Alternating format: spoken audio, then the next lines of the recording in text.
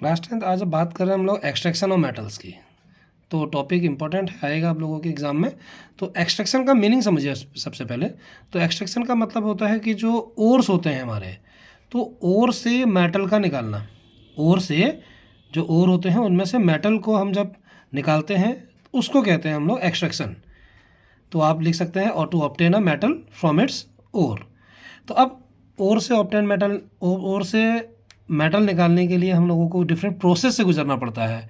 ठीक है, तो उन प्रोसेस को कहते हैं हम लोग मेटलर्जी। इसमें है मेटलर्जी।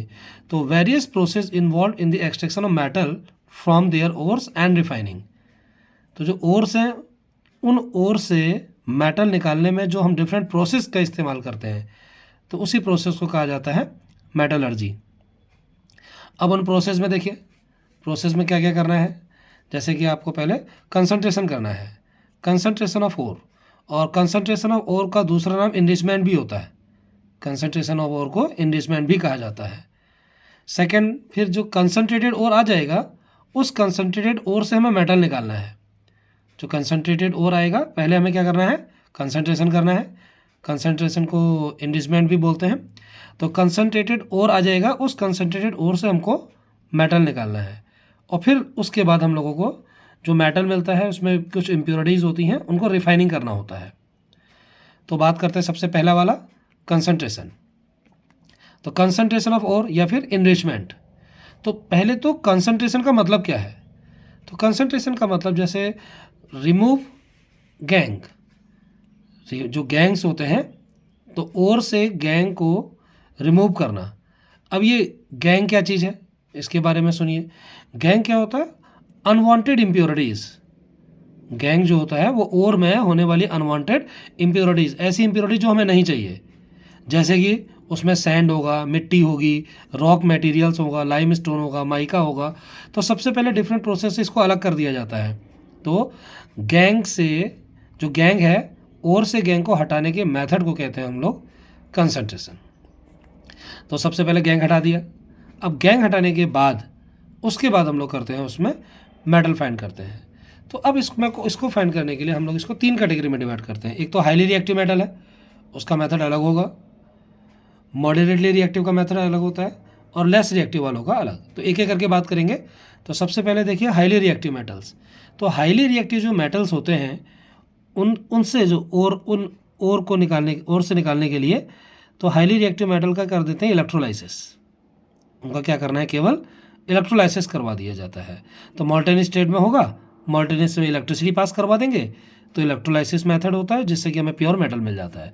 तो हाईली रिएक्टिव मेटल्स का जो एक्सट्रैक्शन होता है वो सिंपल है, सिर्फ आपको क्या करना है, इलेक्ट्रोलाइसिस करवाना है। अब चलते हैं मॉडरेटली। तो मॉडरेटली वाले में इसमें टाइम लगता है, तो इस वाला में ये मेथड थोड़ा लंबा भी है। तो मॉडरेटली वाले में पहले इसे 2 कैटेगरी में डिवाइड कर रहे हैं। तो मॉडरेटली रिएक्टिव मेटल्स जो होते हैं उनके 2 टाइप के ओर है, कार्बोनेट ओर होगा या फिर सल्फाइड ओर होगा। तो दोनों का मेथड अलग अलग है। कार्बोनेट ओर है, तो कार्बोनेट ओर का किया जाता है कैल्सिनेशन। कार्बोनेट ओर होगा तो उसका करना है कैल्सिनेशन। याद करेंगे, कार्बोनेट की स्पेलिंग सी है और कैल्सिनेशन की स्पेलिंग सी है। और अगर सल्फाइड ओर होगा, तो सल्फाइड ओर को आपने एक्सट्रैक्ट करना है उसको रोस्टिंग मेथड से। कार्बोनेट ओर के लिए कैल्सिनेशन मेथड होता है और सल्फाइड के लिए रोस्टिंग। अब ये दोनों प्रोसेस, कार्बोनेट ओर का कैल्सिनेशन करोगे चाहे सल्फाइड ओर का रोस्टिंग करोगे, तो दोनों से हमें मिलता है मेटल ऑक्साइड। दोनों प्रोसेस से मेटल ऑक्साइड। अब ये दोनों प्रोसेस क्या चीज़ हैं, इनके बारे में सुनिए। ठीक, जैसे पहला है कैल्सिनेशन।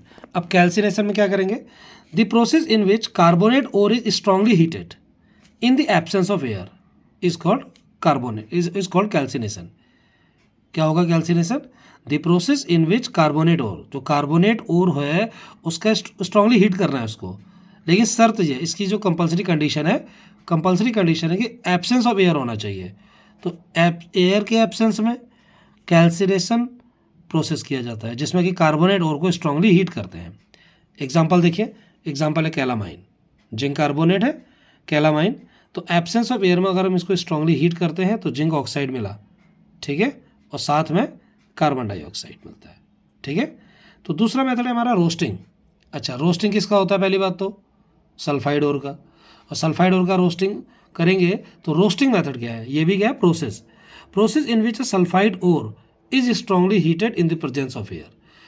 ठीक, कैल्सिनेशन और रोस्टिंग में डिफरेंस। कैल्सिनेशन वाले में हमने बात करी थी एब्सेंस ऑफ एयर, और जबकि रोस्टिंग में हम क्या कह रहे हैं, प्रेजेंस ऑफ एयर। कैल्सिनेशन होता था कार्बोनेट ओर का, जबकि रोस्टिंग होता है सल्फाइड ओर। तो सल्फाइड ओर होगा, रोस्टिंग करना है प्रेजेंस ऑफ एयर में। कार्बोनेट ओर होगा, कैल्सिनेशन करना है एब्सेंस ऑफ एयर में। तो इसका एग्जांपल देख लीजिए, जैसे जिंक सल्फाइड, जिंक ब्लेंडे बोलते हैं। तो प्रेजेंस ऑफ एयर में जब हम इसे स्ट्रांगली हीट करते हैं तो जिंक ऑक्साइड मिला और सल्फर डाइऑक्साइड मिलता है। जिंक सल्फाइड है, सल्फर टूटेगा, सल्फर डाइऑक्साइड मिलेगा। ठीक है, तो मेटल ऑक्साइड हमें मिल गया था। अब मेटल ऑक्साइड से हम लोगों को ऑक्सीजन को अलग करना पड़ता है।